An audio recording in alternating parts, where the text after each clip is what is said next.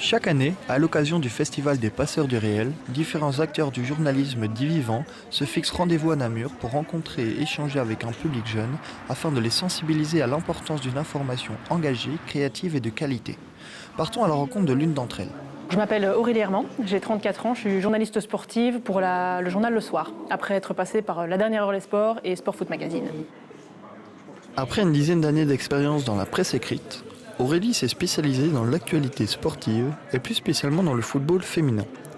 Elle vise à redonner de la visibilité dans l'actualité à des sportifs belges, trop souvent relégués aux dernières pages des journaux. Je fais partie complètement un peu de cette catégorie de gens qui étaient un peu aveuglés, si on peut dire, parce que le football féminin, ça ne me parlait pas du tout, parce que je ne me disais pas que, en fait, pas que ça existait, bien sûr que je savais que ça existait, mais je n'y voyais pas forcément d'intérêt. Mais ce combat ne s'arrête pas là. Elle souhaite aussi mettre en avant le travail de la femme dans le journalisme actuel, encore trop peu mis en lumière, et ainsi faire taire les inégalités de genre. Je trouve ça intéressant et même nécessaire. On a une époque quand même où il y a une défiance quand même assez terrible vis-à-vis des médias. C'est les gens, la population, c'est pas une espèce de masse comme ça informe, totalement inerte. Des gens qui ont aussi une opinion. Certaines personnes sont persuadées qu'on est à la solde de je ne sais trop quelle entité ou quelle politique, que sais-je. Dire voilà, c'est vrai, c'est pas vrai. Et ce qu'on fait aussi pour tenter de corriger le tir, quoi. C'est notamment à l'aide d'événements comme les passeurs que le public, principalement constitué de jeunes élèves en journalisme et audiovisuel, peut se confronter à la réalité du métier et des problèmes qui peuvent en découler.